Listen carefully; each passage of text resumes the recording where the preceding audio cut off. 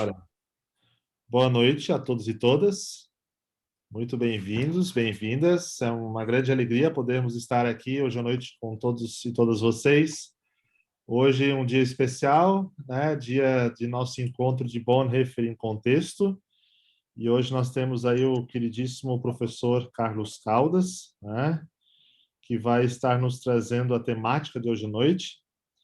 Eu vou repassar ela aqui para vocês. A recepção do pensamento de Dietrich Bonhoeffer na teologia latino-americana.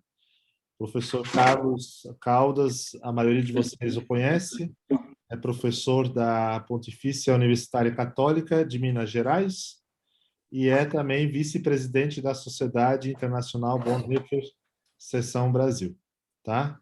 Então, é uma grande alegria, Carlos, ter hoje à noite a sua presença, mas além da sua presença também a sua palestra. Então, de imediato aí eu vou estar passando a palavra para ti e depois nós vamos ter um tempo de conversa, né? Não, primeiro combinei com o Jonathan, que vai trazer uma breve palavra de saudação, mas depois então eu passo a palavra para ti e aí no final nós temos aí um tempo de conversa. Jonathan? Muito bem, boa noite a todos e todas. É uma alegria a gente se reunir de novo para estudarmos um pouco da teologia de Dietrich Bonhoeffer. Eu quero então saudá-los com uma palavra bíblica e também um comentário de Bonhoeffer. Ele faz essa palavra, e a palavra é das bem-aventuranças de Jesus Cristo, né, no Novo Testamento, Evangelho de Mateus, capítulo 5, onde Jesus diz: bem-aventurados os que choram, porque serão consolados.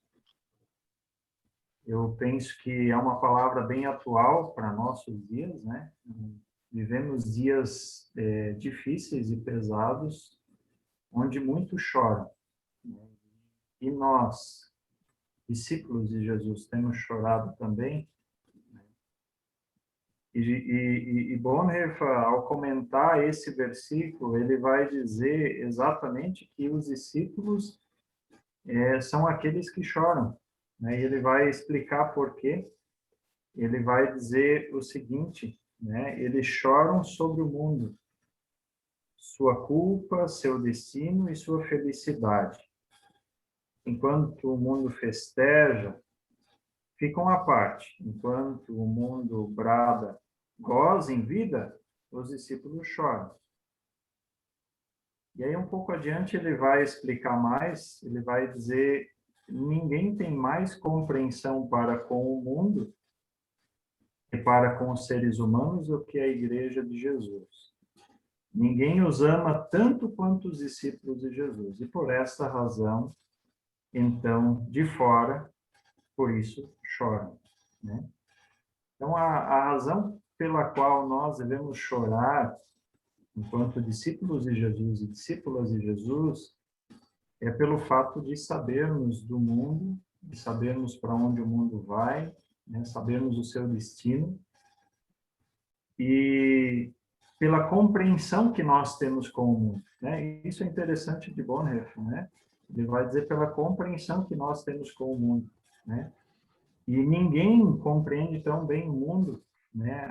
A vida do que os discípulos de Jesus, do que a Igreja de Jesus, né? E porque participa do mundo, porque está bem com os pés no chão nesse mundo. E um pouco mais à frente, comentando o mesmo versículo, Bonhoeffer ainda vai dizer, né, que o sofrimento, porém, não chega a cansar os discípulos, desgastando-os, tornando-os amargurados a ponto de se arruinarem. Suportam-no na força daquele que os sustenta. Os discípulos carregam o sofrimento imposto a eles exclusivamente no poder daquele que, na cruz, suportou todo o sofrimento. Ou seja, né, os discípulos de Jesus, eles choram, sim, né, e é tempo, sim, de nós olharmos também para o nosso mundo, para o nosso país, os nossos dias, e chorarmos, sim, mas não sem consolo, né? E por isso o próprio versículo vai dizer: Bem-aventurados os que choram, porque serão consolados. E esse consolo, ele vem da cruz de Cristo, daquele que também sofreu as dores desse mundo e as suportou todo o sofrimento. Né? E essa é a esperança também dos discípulos de Jesus Cristo. E nós possamos também ter essa esperança em nossos corações, nos nossos dias.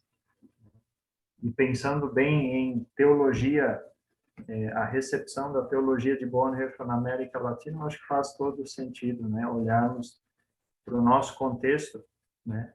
E compreendermos o contexto onde vivemos, né? E também sofrermos com aquilo que se passa, né, no nosso mundo, mas não sem consolo, porque Cristo sofre junto conosco. Então, acho que ainda tem uma palavra de oração conosco e depois o Carlos Caldas pode dar seguimento, então. Senhor Deus, obrigado que tu nos trazes o consolo em Jesus Cristo. E tu também nos trazes em Cristo a compreensão para com o mundo onde vivemos, para com o contexto onde estamos, Senhor.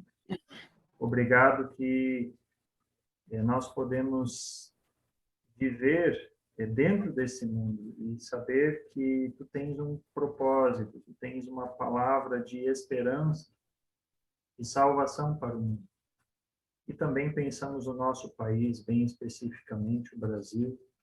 Queremos, Senhor, interceder por essa nação, pelas pessoas, por aqueles que choram, que sofrem. E, Senhor, tu sabes muito bem. E nós queremos também, Senhor, nesse sentido, estar junto, sofrer junto. Porque tu, Senhor, estás com eles e porque tu, Senhor, sofres junto com eles também. E olhar, Senhor, com esta esperança que vem da tua cruz, também para o mundo, sabendo, Senhor, que tu estás conosco. Sim, Senhor, também abençoe esse encontro. Em nome de Jesus. Amém. Carlos Caldas, está contigo. Muito bem. Ô, Jonathan, obrigado por ter trazido essa palavra breve, mas tão preciosa, tão adequada, oportuna para esse momento que ele está vivendo. Eu agradeço, Jonathan, você foi muito feliz na escolha dessa meditação que você acabou de compartilhar conosco. Agradeço por isso. Antes de iniciar propriamente, eu ainda quero fazer referência, Wilhelm, para outra pessoa que eu estou vendo aqui na lista, que eu conheço, já mencionei alguns, e o outro que também disse, eu vou, e veio. Não apenas prometeu, mas cumpriu.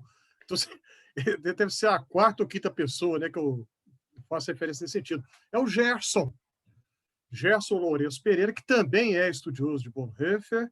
Aí ele mandou uma mensagem para mim ontem, anteontem, não sei, dizendo assim, vou participar. E dito e feito, falou e cumpriu. Então, eu agradeço pela oportunidade dele que você me concede e pela confiança dos demais integrantes da diretoria, dessa responsabilidade, que é uma alegria e responsabilidade ao mesmo tempo, poder partilhar esse tempo aqui. 19h47, eu vou pedir que... Eu vou tentar vigiar o tempo, vou tentar eu mesmo aqui, de modo que, para não extrapolar, não estender demais. Então, vamos lá. Eu tenho um texto escrito de uma forma livre, então não tenho o rigor de um artigo, e eu vou fazer aqui uma leitura e, de quando em quando, algumas pausas e alguns comentários, depois a gente abre para o diálogo. Muito bem. Dietrich Bonhoeffer é reconhecidamente um dos teólogos mais influentes do século XX. E chama a atenção o fato que ele é um dos poucos que é estudado por evangélicos conservadores e protestantes progressistas, católicos e ortodoxos orientais e até mesmo adventistas do sétimo dia. Uma evidência disso é a existência da Sociedade Internacional de Dietrich Bonhoeffer, que, desde a década de 1990, tem realizado congressos a cada 4 anos, reunindo pesquisadores do pensamento de Bonhoeffer de todas as partes do globo. Há até uma sociedade Bonhoeffer no Japão, pequena, é verdade, mas existe e é atuante. É, no mínimo, inesperado e surpreendente, considerando o seu Japão um país onde, historicamente, o cristianismo sempre foi e continua a ser minoria. É bem verdade também que a sociedade é predominantemente protestante e anglo-germânica. Ainda falta muito para ela ser verdadeiramente internacional. Falta muito ainda. A presença latina na sociedade, que é o nosso foco aqui hoje, existe, mas ainda é tímida. Bastante tímida ainda. Depois, só para tentar comprovar o que a gente acabou de falar, no ano passado, janeiro de 2020, Wilhelm e eu tivemos a oportunidade de participar do congresso Stellenbosch, na África do Sul. Havia, além de nós dois outros brasileiros, e de latino-americanos, nós localizamos lá um venezuelano e um mexicano. O venezuelano é radicado nos Estados Unidos e o mexicano é radicado na Inglaterra. Quer dizer, são latino-americanos legítimos, hispano-americanos natos, mas não estão em seus países de origem. Então, isso mostra como que a presença de latino-americanos na sociedade Bonhoeffer ainda é pequena. Muito bem, mas há um interesse, o que ninguém pode negar, que há um interesse em Bonhoeffer da parte de estudiosos de outras confissões de fé e de outras expressões linguísticas. Prova disso é o interesse crescente, a meu ver, também surpreendente, de católicos italianos em estudar Bonhoeffer. É simplesmente surpreendente. Nós temos protestantes japoneses e católicos italianos, mas todos interessados em Bonhoeffer. E a América Latina, que é o que nos interessa mais de perto aqui nessa noite. O que eu apresentei até o momento serve como preâmbulo e introdução para o ponto propriamente da nossa apresentação. Há interesse em Bonhoeffer da parte de teólogos latino-americanos? E de que maneira se deu ou se dá a recepção de Bonhoeffer na teologia latino-americana? Essas são as perguntas que a gente pretende responder na apresentação de hoje. E eu dividi a minha apresentação em duas partes. A primeira, um levantamento da produção a respeito de Bonhoeffer no Brasil. E uma espécie de um mapeamento que eu consegui levantar. Eu não tenho a pretensão de dizer que é exaustivo. As fontes que eu levantei, eu vou compartilhar aqui. E na segunda parte, é o objetivo, o coração propriamente da apresentação, que é o diálogo, né? A maneira como Bonhoeffer é recebido na teologia latino-americana. Então, vamos pensar primeiro no levantamento das obras de Bonhoeffer no Brasil, na América Latina, né, Hispano-América e no Brasil. Né? O foco vai estar no Brasil, mas eu vou trazer alguma coisa também da Hispano-América, uma vez que nós estamos falando de teologia latino-americana, então nós temos que incluir os hispanoparlantes e nós, brasileiros, né, falantes de português. A chegada, entre aspas, né, de Bonhoeffer no Brasil se dá relativamente cedo, se dá no início da década de 1950. Ou seja, foi muito rápido, foi bastante rápido se a gente parar para pensar, porque a guerra termina em 45, Bonhoeffer, como nós todos sabemos, foi executado naquele ano, 45. Então, para ser mais preciso, 7 anos depois, 1952, Richard Shaw, um missionário presbiteriano estadunidense, veio ao Brasil para ser professor no Seminário Presbiteriano de Campinas. Ele foi professor em Campinas de 52 a 60 e ele foi responsável literalmente por uma renovação, uma oxigenação na educação teológica protestante, trazendo para a reflexão dos seus jovens alunos, dentre os quais vai se destacar um que nós todos ouvimos falar muito dele, que é Rubem Alves. Rubem Alves é um dos jovens que vai ser profundamente influenciado por Richard Shaw. Então, Scholl traz para o Brasil o que havia de mais recente no pensamento teológico europeu de então. Até aquele momento, a educação teológica no Brasil trabalhava apenas com textos de autores dos Estados Unidos, ou do século XIX, ou então do início do século XX. E o pensamento mais recente ainda não havia chegado aqui. Scholl, então, quando chega no Brasil, ele vai trazer o que havia de novidade, evidentemente, incluindo o pensamento de Dietrich Bonhoeffer. E esse testemunho nós temos de vários dessa primeira leva daqueles pensadores que começaram a pensar em termos de uma produção teológica autóctone, em diálogo, evidentemente, com uma teologia produzida no Atlântico Norte, claro. Afinal de contas, a teologia não pode ser xenofóbica, de jeito nenhum. E a teologia autóctone, a teologia indígena, como se diz, latino-americana, evidentemente, dialogou com a teologia norte-atlântica. E eu me lembro, isso, veja bem, 1952, tá? Então, a primeiríssima chegada de Bonhoeffer no Brasil. E eu me lembro de ter lido um texto de Robson Cavalcante, de abençoada memória, um texto de teor autobiográfico, evidentemente na primeira pessoa do singular, em que ele diz que quando ele era estudante universitário, no final dos anos de 1960, início dos 70, ele e outros estudantes evangélicos do movimento estudantil, né, que é a ABU, Aliança Bíblica Universitária, eles se reuniam para ler C.S. Lewis e Dietrich Bonhoeffer. Como eu estou numa fala, então não é um artigo acadêmico, eu posso mencionar isso aqui. Se fosse artigo acadêmico, eu teria que obrigatoriamente citar a fonte, né? E isso eu não consegui localizar, mas eu tenho 100% de certeza que lembro dessa referência do Bispo Robson, que ano que vem nós vamos inteirar 10 anos que ele nos deixou de maneira tão trágica. Então, esses dois fatos comprovam o que eu falei no início, né, da minha partilha. Bonhoeffer muito magnético, atraindo a atenção de pessoas de um extremo ao outro do espectro teológico. De um lado, um protestante progressista, como era Richard Scholl. No outro extremo, um grupo evangelical conservador clássico, como é a tendência do movimento estudantil da ABU. E um extremo, o outro, e os dois interessados e estudando em Bonhoeffer. Uma das principais maneiras pelas quais um pensador se torna conhecido é através dos seus livros.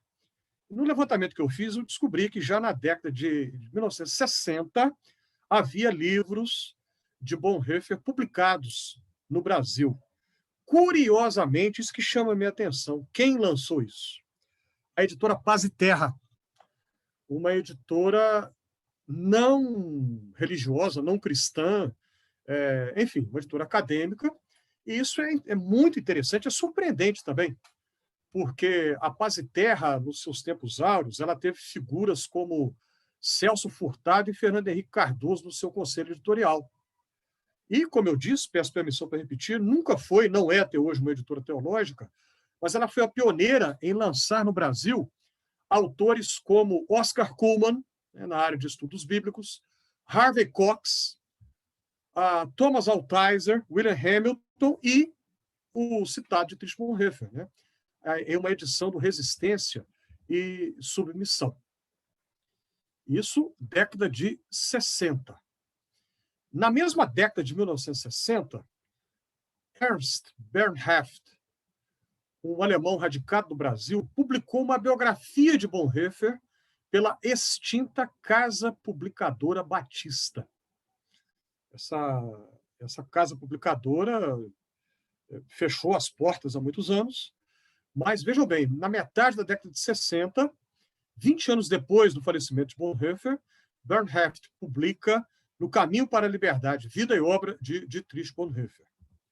E em 1977, a gente tem a primeira tese acadêmica de um brasileiro a respeito de Bonhoeffer. Na verdade, a tese foi produzida antes. 77 foi o ano da publicação em forma de tese pela também extinta Editel, que era a editora teológica da Faculdade Metodista de Teologia, em São Bernardo do Campo, em 77 foi publicado o livro do falecido Prócoro Velasquez Filho, que era pastor metodista, a tese que ele defendeu na Faculdade de Teologia Protestante da Universidade de Estrasburgo, na França. É possível que alguns dos que estão nos acompanhando agora já possuam um exemplar desse livro. Uma ética para os nossos dias. Origem e evolução do pensamento ético de Dietrich Bonhoeffer. Então, veja bem, 77, a publicação da primeira tese de um brasileiro a respeito de Bonhoeffer. E do levantamento que eu fiz, salvo melhor juízo, salvo alguma notícia que eu não consegui detectar, a primeira dissertação de um brasileiro no Brasil a respeito de Bonhoeffer, curiosamente, foi um programa de pós-graduação em filosofia. Filosofia na Universidade Estadual do Rio de Janeiro, a UERJ. E isso no ano de 2006. E uma dissertação também sobre o elemento ético no pensamento de Bonhoeffer, a partir da perspectiva da ética filosófica. Aí, a partir daí, eu consegui detectar dissertações de mestrado defendidas a respeito de Bonhoeffer no programa de pós-graduação em teologia da Universidade Metodista, em São Bernardo do Campo. Então, 2007, Luciana Ramos, 2008, Martin Barcala, e no mesmo ano, uma dissertação de mestrado em teologia na PUC Rio de Janeiro, por Maria Jandira Cortes de Novaes Lima, sobre a eclesiologia de Bonhoeffer.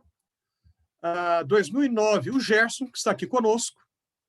O Gerson, a dissertação de mestrado dele, o metodismo na cidade do Rio de Janeiro, uma abordagem teológico-pastoral a partir do pensamento eclesiológico de Dietrich Bonhoeffer.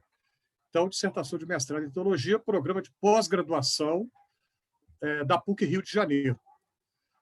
Em 2009, outra dissertação de mestrado na Metodista, Ciências da Religião, Adriane Mille, Crítica Teológica da Religião a partir de Karl Barth e Dietrich Bonhoeffer.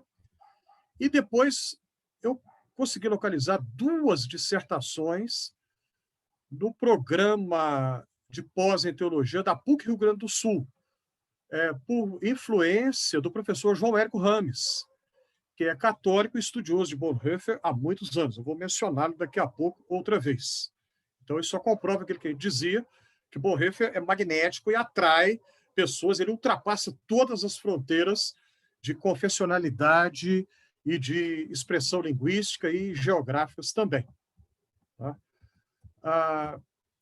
Aí, agora, quanto a teses de doutorado. Teses de doutorado, olha só, eu só localizei pela primeira vez do nosso presidente Wilhelm Sell, 2019, lá na Faculdade Este, em São Leopoldo. A primeira, em 2019. Ser humano, ser para outra pessoa. O significado da antropologia de Dietrich Bonhoeffer para a sua ética. E no mesmo ano, curiosamente, 2019, outra tese de doutorado em teologia na PUC Rio, Marco Antônio Santos.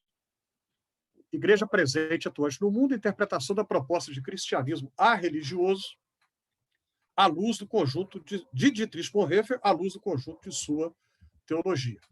Bom, considerando aquilo que a gente já comentou no início, a importância de Bonhoeffer no contexto da teologia global, até o momento são poucas ainda dissertações e teses defendidas a respeito dele em programas de pós-graduação no Brasil. Então já fica aqui desde já o desafio lançado para quem nos acompanha. Ainda há muito campo para ser pesquisado, tanto em dissertações e teses, e também, evidentemente, quanto à produção de artigos no Brasil. No que diz respeito a artigos acadêmicos, o primeiro que eu consegui detectar é de 1991, pelo já citado professor Érico Rames, teólogo católico, publicado na revista da PUC Rio Grande do Sul, Cristologia e Segmento em Dietrich Bonhoeffer. 4 anos depois, 1995, foi o ano do cinquentenário da execução de Bonhoeffer. Por conta disso, aí a gente encontra,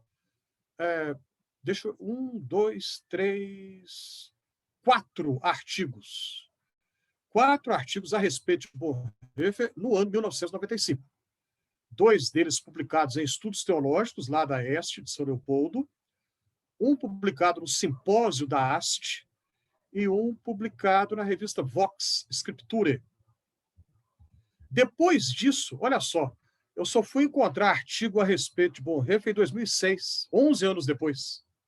Então, vejam vocês, hiatos, né? Tempos, né? Sem ninguém se aproximar de Bonhoeffer para produzir um artigo a respeito dele. Em 2006, eu consegui localizar um do Alessandro Rocha, que era batista, que, como diz o Rolando Boldrin, o Alessandro Rocha viajou fora do combinado. Ele nos deixou tragicamente no final do ano 2018, né, consequência de um acidente automobilístico. Muito jovem ainda.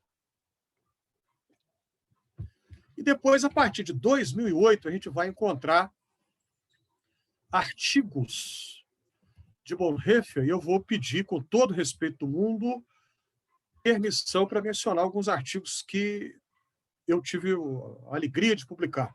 2008, 2014, 2015, 2016,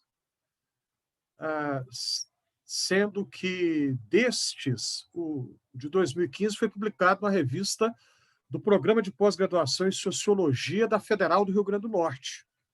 Mas eles abriram, eles tinham um dossiê sobre religião e política, eu apresentei uma proposta sobre política em Bonhoeffer, foi aceita, né, foi publicado. E um artigo de Felipe Santos, eu não sei se o Felipe está conosco nessa noite, ele participa conosco, eu não vi o nome dele, mas ele publicou um artigo em 2015 também. E vamos encontrar artigos depois do ano 2019, consegui localizar 3 artigos a respeito de Bonhoeffer na Estudos Teológicos, na revista Caminhos, da PUC Goiás, e na revista Cultura Crítica. E capítulo de livro. Consegui localizar um capítulo de livro a respeito de Bonhoeffer. Um capítulo. Uma coletânea publicada em 2017, e um livro muito curioso, chamado Artes. É o título do livro, uma palavra só. Então, vou ler aqui para vocês o título do capítulo, de autoria de Antônio Carlos Ribeiro.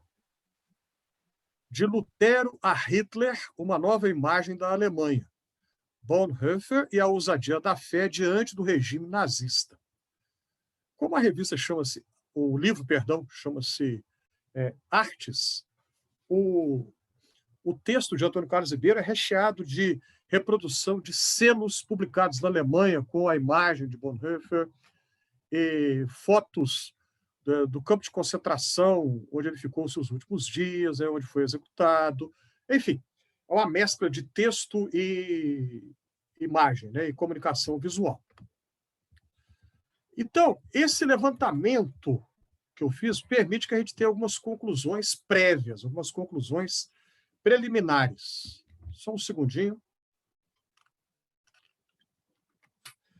Esse levantamento de dissertações e teses e textos acadêmicos, seja como artigos ou capítulos de livros, mostra que ainda é tímida a pesquisa a respeito do teólogo no país.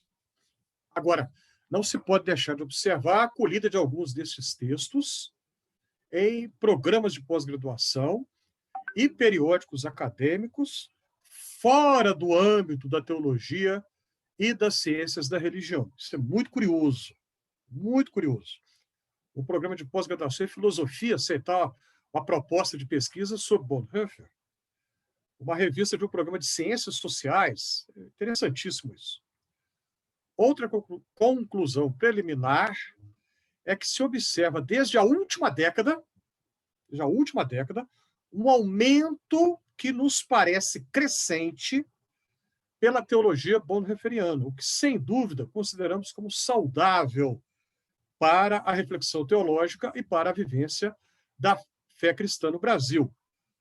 Deixa eu fazer uma pausa rápida aqui. Eu disse saudável para a reflexão teológica e para a vivência da fé cristã no Brasil. Uma observação que tem sido feita e repetida com muita frequência é a coerência notável que a gente encontra em Bonhoeffer entre reflexão teológica e vida, entre produção acadêmica e vivência.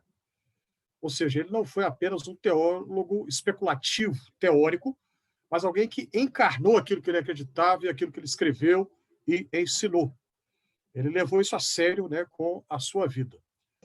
Então, a gente observa esse aumento que nos parece crescente de produção de artigos a respeito de Bonhoeffer, e, enfim, isso de fato é bastante interessante, mas que não seja apenas uma reflexão acadêmica, teórica, mas que possa ter também impactos na vivência da fé no Brasil. E mais, quando chegar na conclusão aqui da minha partilha, eu pretendo retomar esse ponto.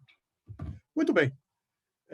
Tendo feito esse mapeamento, eu vou daqui a pouco vou voltar a essa questão da chegada de Bonhoeffer na América Latina, daqui a pouco, com ênfase no mundo hispano. Por enquanto, eu fiquei só no Brasil.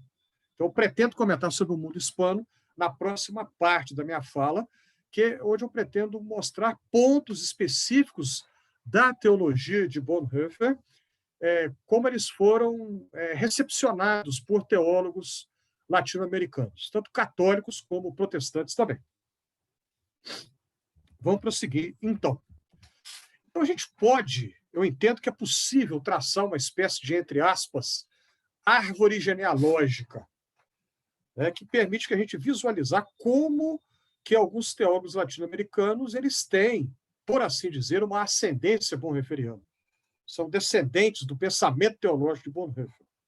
Então, mais uma vez, eu tenho que citar aqui o nome de Richard Shaw. Tenho que citar, porque ele é fundamental nesse processo, fundamental. Ele era graduado no Seminário Teológico de Princeton, nos Estados Unidos.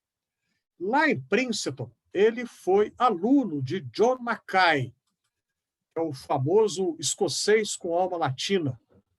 Esse é o título da biografia de Mackay, que está traduzida, está publicada no Brasil, publicada pela editora Didaquê, de Manhumirim, Minas Gerais. O escocês com alma latina. Mackay foi o primeiro não estadunidense a ocupar a presidência de Princeton.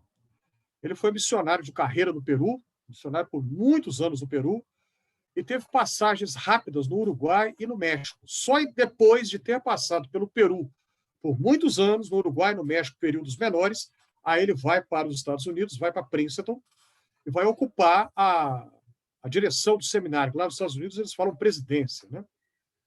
Ele era apaixonado pela América Latina, pela cultura, especialmente hispano-americana, e influenciou profundamente os seus alunos.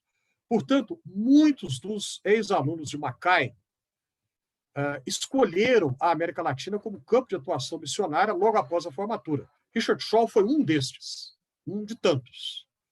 Shaw esteve na Colômbia. Depois de ter passado tempo na Colômbia, ele veio para o Brasil, onde ficou mais tempo. A teologia de Shaw, lembrem-se, ele foi professor no Seminário Presbiteriano de Campinas. Ele tinha uma teologia com uma concentração muito destacada na ética teológica, na ética social. Então, a gente já vê algumas coisas muito interessantes.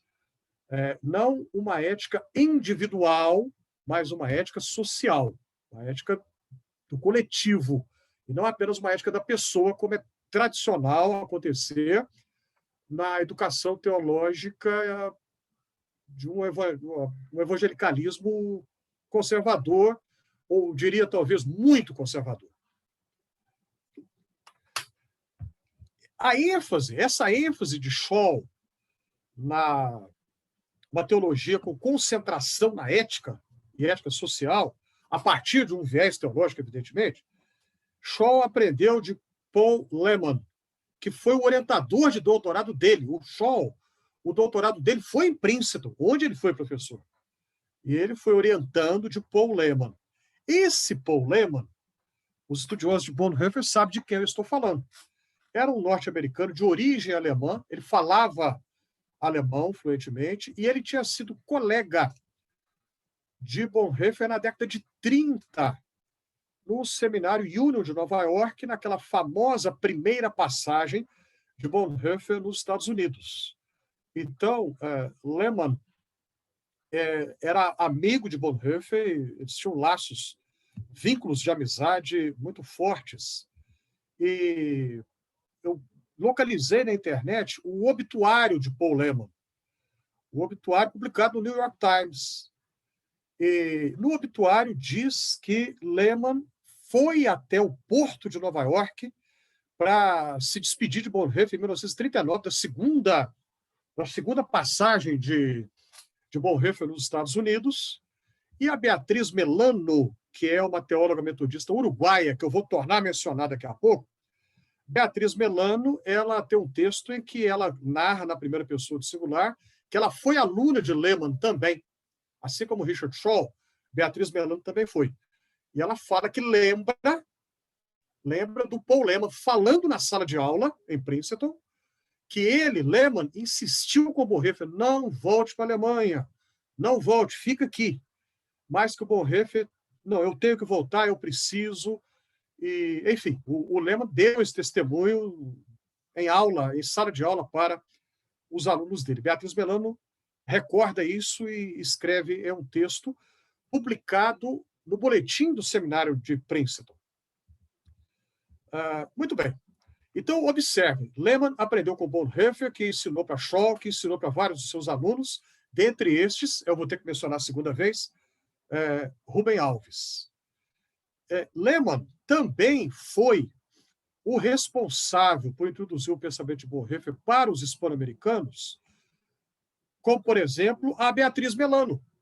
Ela é uma metodista do Uruguai que foi para Princeton na década de 50.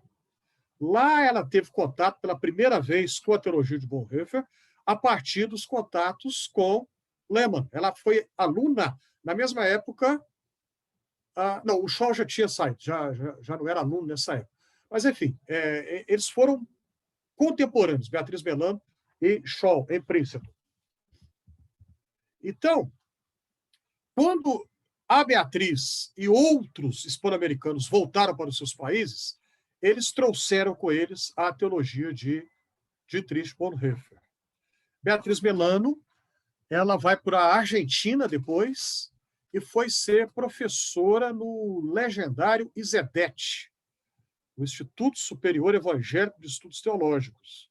Atualmente, a instituição está fechada, ela encerrou as atividades, o que é uma lástima, porque o ISEDET marcou a época na história da educação teológica protestante na América Latina.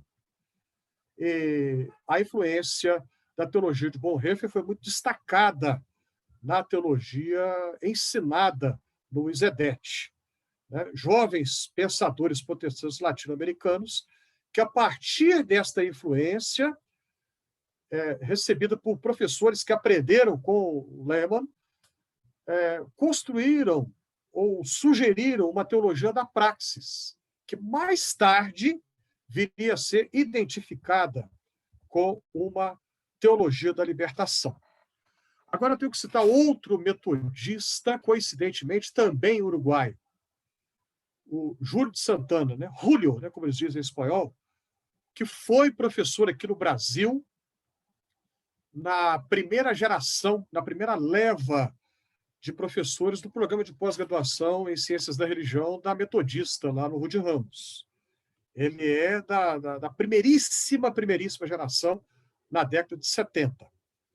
O Júlio de Santana, ele comenta a respeito da influência de Bonhoeffer na gênese da teologia da libertação latino-americana e vai nos dizer que essa influência, por motivo óbvio, mas talvez não seja tão óbvio assim, eu acho que talvez não é tão óbvio, não. Essa influência foi maior entre os teólogos protestantes do que entre os católicos. E aí ele vai mencionar Gustavo Gutierrez, por exemplo,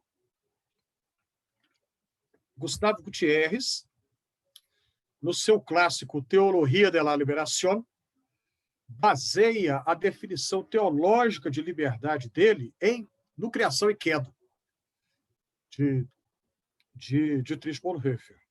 E o Frei Beto, conhecido nosso, né, dominicano, brasileiro, patrício nosso, olha só, ele dá título a um dos livros dele de Cartas da Prisão. Eis aí um eco explícito ao título em inglês do Resistência e Submissão, porque nós sabemos que Resistência e Submissão é o título em português, fiel ao original alemão. Widerstand und Ergebung. A edição dos Estados Unidos, eles trocaram o título e colocaram Letters and Papers from Prison, né? Cartas e documentos da prisão. Quando o Frei Beto intitula o livro dele Cartas da Prisão, a referência é explícita. Então, ao livro de... A edição em inglês do livro de Bonhoeffer. Agora, o teólogo libertacionista católico que mais diretamente interagiu com a teologia de Bonhoeffer é o Ron Sobrino, né, de El Salvador. Né? Ele é espanhol de nascimento, mas radicado há décadas e décadas em El Salvador. Então, Frei Beto e Gustavo Gutierrez, a gente vê assim, uma espécie de um resquício da influência de Bonhoeffer. É uma coisa assim, um pouco distante. Agora, em Ron Sobrino, não. Em Sobrino já é algo explícito. Tá? Os textos, alguns dos textos de Sobrino, como, por exemplo, Cristologia a partir da América Latina e Jesus o Libertador, aí ele vai dialogar explicitamente com Bonhoeffer, com o famoso e belíssimo poema Cristãos e Pagãos, vai dialogar com outros trechos de Resistência e Submissão, com o discipulado, aí a gente vai ter um diálogo mesmo. Tá? E também outro teólogo católico que vai ser influenciado por Bonhoeffer, ou que pelo menos vai dialogar com Bonhoeffer, é o Juan Luís II, mais uma vez, uruguaio, outra vez, a terceira pessoa do Uruguai que a gente menciona aqui hoje. Né? A meu ver, essa é a minha observação pessoal, segundo é o mais denso e o mais complexo de todos os libertacionistas católicos latino-americanos. Acho que ninguém ganha dele em densidade. Ele interage com o pensamento de Bonhoeffer, especificamente na crítica de Bonhoeffer à religião. Né? Mas, enfim, esses são os católicos que, de um modo ou de outro, leram Bonhoeffer e aproveitaram alguma coisa dele e incorporaram algo do seu pensamento e, enfim, de alguma maneira, receberam Bonhoeffer. Repetindo, de todos, o que mais longe foi nesse caminho foi o Ron Sobrino. Agora, a coisa vai mudar de figura quando a gente olha os teólogos protestantes latino-americanos. Deixa eu prosseguir aqui. Seria equivocado conceitualmente e muito anacrônico dizer que Bonhoeffer foi o antecessor da teologia da libertação, ou dizer que ele foi um teólogo da libertação avant la lettre, por exemplo. Não dá para a gente fazer isso. O que a gente pode afirmar, isso é possível, é que Bonhoeffer antecipou em algumas décadas, uns 30 anos, ele antecipou algumas intuições que seriam mais tarde elaboradas pela teologia da libertação latino-americana. A gente vai ver isso no Resistência e Submissão, algumas das cartas dele, quando ele fala que a igreja tem que estar do lado das vítimas, olhar a história na perspectiva de baixo, né, dos oprimidos, da história. Então, ele antecipa reflexões da teologia da libertação.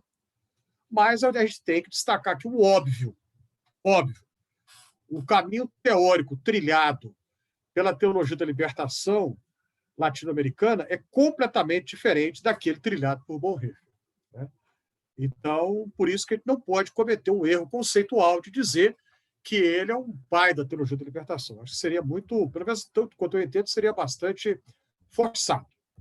Agora, a influência a influência de Bonhoeffer na teologia latino-americana protestante vai se dar mais por meio da entidade chamada ISAL.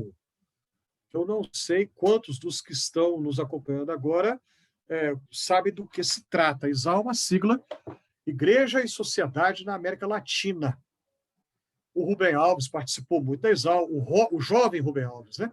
Rubem Alves, no início da sua carreira, ele recém-chegado dos Estados Unidos, depois de ter defendido seu doutorado, no final dos anos 60. Enfim, ISAL existiu de 1961 a 1973. E eram pensadores que se reuniam para pensar a realidade latino-americana, tá? Então, pensadores protestantes, eles vão estudar a realidade, o contexto latino-americano, as questões políticas, econômicas, sociais, a partir da fé cristã. E eles vão usar muito textos de Bonhoeffer. Bonhoeffer vai ser bastante usado pela turma do ISAL. O caminho para isso tinha sido iniciado, ou preparado, melhor dizendo, já em 1954. Olha só, 1954, menos de 10 anos depois da morte de Bonhoeffer, quando trechos do discipulado foram publicados, trechos, não o livro inteiro, mas publicados em espanhol nos Quadernos Teológicos, que era o periódico oficial do ISEDET, em Buenos Aires. Então, a turma lá, isalina, o pessoal do ISAL, como eu disse, preocupados em responder aos desafios concretos do contexto social e político latino-americano para a vivência da fé cristã, eles encontraram em Bonhoeffer uma fonte de inspiração, por conta da ênfase de Bonhoeffer na piedade cristã e na ética da responsabilidade para com o outro, a ética que não é apenas individual. Né? Então, eu já mencionei aqui o Rubem Alves, tenho que mencionar outro brasileiro, que eu não sei se ainda está conosco, se está muito idoso, com mais de 90, que é o Jovelino Pereira Ramos, que é muito atuante no movimento ecumênico protestante latino-americano, nessa época. E o outro nome extremamente importante que a gente vai ter que lembrar aqui agora é o do argentino metodista José Miguel Bonino, e outros não tão conhecidos, né, como esses que eu citei aqui. Então, nas reuniões do ISAL, né, o Jovelino, né, brasileiro, e o Rubem Alves, e todos eles, né, especialmente Resistência e Submissão, vai ser o texto que vai inspirar para uma superação da dicotomia entre a igreja e o mundo. Tem uma palestra do Miguel Bonino, no ISAL, em que ele fala que a igreja tem que sair do seu gueto e se, palavras do Bonino no artigo dele, converter ao mundo. Fecha aspas. Ou seja, a tendência isolacionista protestante na América Latina, minoria evangélica numa sociedade de maioria católica. Então, com vários fatores, né, por detrás disso aí, e uma teologia de ênfase apenas no individual. E aí a turma do ISAL vai na contramão disso tudo e vai encontrar em Bonhoeffer uma inspiração para pensar de modo totalmente diferente. A igreja tem que sair do seu gueto e se converter ao mundo. A frase famosa do José Miguel Bonino.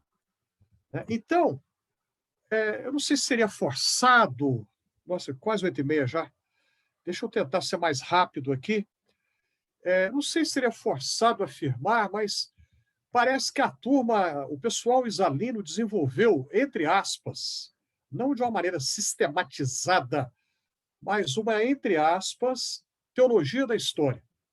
Com isso eu quero dizer o quê? O discernimento do modo, ou melhor, quanto ao modo pelo qual Deus atua na história. E aí, qual texto de Bonhoeffer vai ser influente? Agora, a gente não vai encontrar o Resistência e Submissão, não, mas o discipulado.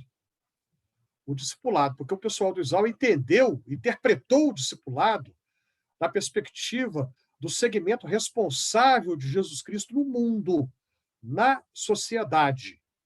Agora, outra coisa que a gente vai ter que mencionar, que eu acho que é um mérito muito grande da leitura de Bonhoeffer que o pessoal isalino fez naquela época, é que os textos deles permitem concluir que eles souberam discernir a diferença do contexto da Europa, onde Bonhoeffer estava, para o contexto latino-americano. Diferenças no aspecto cultural e simbólico. Bonhoeffer trata da questão da secularização, mas eles perceberam que aquela secularização não aconteceu na América Latina. Tá? Totalmente diferente. E o pessoal isalino, eles estavam sintonizados com o que havia de mais atual da teologia do tempo, naquele tempo, na época deles, né, década de 60, 70. Então, com isso, eles demonstraram, a gente vê que tem textos em que eles demonstram uma rejeição da teologia da morte de Deus dos Estados Unidos no início dos anos 60. Eu mencionei minutos atrás que a Paz e Terra publicou livros, né, do William Hamilton e do Thomas Altizer, que foram os proponentes da teologia da morte de Deus nos Estados Unidos, né? A teologia da secularização. E eles, né, o Hamilton e o Altizer, leram Bonhoeffer, mas hoje a leitura que eles fizeram de Bonhoeffer hoje é consenso entre os especialistas de Bonhoeffer que foi uma leitura equivocada. O famoso conceito de mundo tornado adulto, cristianismo sem religião, eles entenderam que aquilo seria um suporte para a teologia da morte de Deus. Hoje, ninguém caminha, né, nessa direção mais. Bom, o terceiro texto de Bonhoeffer, que vai ser muito influente na teologia isalina, é o Ética. Então, a gente vê, eles receberam resistência e submissão, receberam o discipulado. Ética também vai ser muito influente. Por quê? Eles perceberam que havia uma tensão entre os integrantes do movimento ISAL, havia uma tensão, dois extremos, uma polarização. Então, para usar a figura aqui da mitologia grega, eles perceberam mais ou menos que, meio que como entre Caríbides e Sila. Você tem o navio, vai passar no trecho lá do mar, que tem um abismo de um lado, que vai tragar o navio, do outro lado tem um monstro marinho. Como é que você passa para não cair nem em uma ameaça, nem no monstro, nem no abismo? O que são as ameaças que eles perceberam? De um lado, havia alguns que eram muito radicais por abraçar uma ideologia de influência marxista e que pensavam apenas numa mudança, tem que mudar a sociedade, uma ideologia da mudança, só isso. Do outro lado, havia aqueles que, mesmo estando no ISAL, caíram no outro extremo e quase que de uma acomodação ao mundo. Então, Ética de Bonhoeffer foi um achado que eles encontraram para não cair nem no extremo nem no outro, porque em Ética, Bonhoeffer fala que a gente não pode separar o Jesus encarnado nem do crucificado, nem do ressuscitado. Então, em Bonhoeffer, nós sabemos, né, a teologia e a ética precisam ter como base, de maneira integrada, harmoniosamente conjugada, a encarnação, a crucificação e a ressurreição. O pessoal que pretendia, ou que absorveu a influência marxista maior, dava ênfase apenas à encarnação, rejeitando a crucificação e a ressurreição. O pessoal que dava ênfase só na ressurreição tinha uma tendência a ser um pouco escapista, enfim. Mas aí a integração de encarnação, crucificação e ressurreição permite que se formule uma teologia, uma ética que não caia nem no extremo, nem no outro, evitando, assim, Caríbides de um lado e Sila do outro. E outro ponto importante da teologia de Bonhoeffer, para estes teólogos protestantes latino-americanos, é a também famosa distinção feita por Bonhoeffer entre as coisas penúltimas e as últimas. Eu vou citar aqui, vou abrir aspas, para um texto do Júlio de Santana, de 1963. 57, 58 anos atrás, o Júlio de Santana ele escreveu um artigo, e eu vou ler aqui um trecho do artigo dele. Abre aspas. O último é a justificação do homem pelo amor de Deus que foi revelado em Jesus Cristo. E não somente a justificação do homem, mas a redenção do mundo. Esta redenção cósmica, universal, é o propósito de Deus para toda a criação. Reunir todas as coisas nele, Jesus, tantas no céu quanto as na terra. Efésios 1:11. Agora, a experiência nos mostra que esse propósito ainda não foi alcançado. O que nós vamos fazer nesse intervalo? Preparar o caminho de modo que Deus possa produzir a obra da justificação e da redenção. Isto mostra a craseada, a comunidade cristã, o tipo de testemunho que ela deve oferecer àqueles que ainda não creem. Se o último é a justificação, o penúltimo é a condição para que eles se tornem plenamente humanos, porque somente como humanos eles podem responder ao amor de Deus em Cristo, na liberdade deles como homens, como seres responsáveis em diálogo com Deus.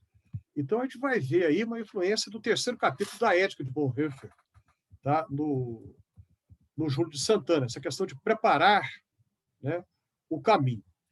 Então, já caminhando, né, 8h35 já caminhando para o encerramento, eu gostaria de apresentar o que eu entendo como sendo que são dois dos principais desafios apresentados pela teologia de Bonhoeffer à teologia latino-americana. Agora, não a recepção, mas os desafios. Eu quero concluir apresentando o que eu entendo que são desafios que a teologia de Bonhoeffer apresenta para a produção teológica latino-americana. E agora eu quero fazer um gancho com o que eu disse no início, que tem a ver não apenas com a reflexão teórica, mas também com a vivência da fé. E eu vou citar apenas dois, somente dois. Primeiro, a ênfase no discipulado e na importância da graça preciosa. Esse ponto precisa ganhar cada vez mais importância à medida que a população evangélica no Brasil cresce numericamente. Agora, a gente percebe que a maior parte da população evangélica brasileira tem uma tendência triunfalista, por influência da teologia da prosperidade.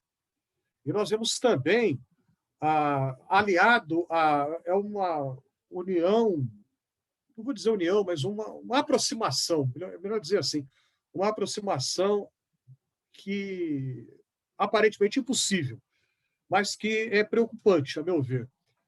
Uma tendência triunfalista da teologia da prosperidade se aproxima de uma teologia do domínio, uma versão brasileira de uma teologia do domínio de alguns teólogos dos Estados Unidos, especialmente o Rousas Rushdoony, falecido já, que era de linha reformada, mas que desenvolveu uma teologia que foi apropriada de alguma maneira por alguns pentecostais e neopentecostais brasileiros. Isso vai ter muitas implicações que eu entendo que não são saudáveis. Qual que vai ser o corretivo para isso? A ênfase de Bonhoeffer no Nachfolge, o discipulado, o segmento de Jesus. A graça preciosa. Porque a teologia triunfalista, com ênfase na teologia da prosperidade, conscientemente ou não, vai dar muita ênfase à graça barata. Então, um desafio que eu entendo para a vida e a teologia latino-americana, a ênfase no discipulado e a importância da graça preciosa. E a segunda, o desafio de uma ênfase na centralidade de Cristo, na teologia bíblica, na leitura bíblica e na vida e missão da igreja. Então, a reflexão teológica latino-americana, eu entendo que ela precisa aceitar o desafio que Bonhoeffer nos apresenta daquilo que alguns chamaram de concentração cristológica de Bonhoeffer, né? Cristo, Jesus, o centro da teologia dele, mas Cristo é entendido como o revelador de Deus, o Deus que está aí para nós, o Deus que sofre conosco, que se torna frágil, que se solidariza com as vítimas e com as pessoas em situação de fragilidade na sociedade. A ênfase na centralidade de Cristo é necessária e é um desafio também por conta daquele encontro estranho que eu mencionei no ponto anterior, a aproximação da teologia da prosperidade com versões tupiniquins de uma teologia do domínio, que vão ter uma compreensão messiânica da política e da atuação dos seguidores de Jesus na sociedade. Finalizando, para acabar, Bonhoeffer é um teólogo seminal, né? Lembrando que a palavra grega, né, semen, literalmente é semente, a semente que o semeador lança na terra, a semente. Então, você lança a semente, a parábola de Jesus, né, vai produzir 30, 60, 100 por um.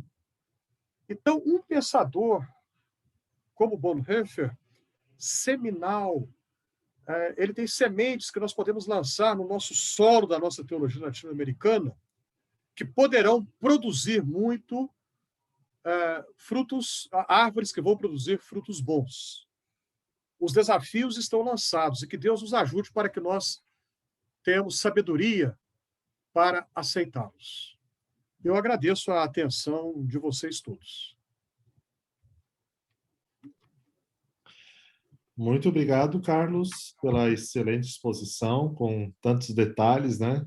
Com toda certeza, isso aí precisa virar um artigo para a gente ter isso nas mãos, para conseguir, né? É um baita referencial teórico aí também para a construção de teses, né? Porque ali uma tese precisa ter no início ali como é que é o nome agora? Esqueci o Da arte. Estado da arte, é. Isso aí, Isso. para quem precisa fazer o estado da arte, tá tudo na mão, né? Mas muito obrigado. Se puder ser útil para alguém, vou ficar feliz. Muito obrigado, Carlos. Nós temos aí previsto agora uns 20, 25 minutos aí para nós podermos conversar um pouco. Então, eu vou agora parar a gravação, tá? E depois nós podemos continuar conversando.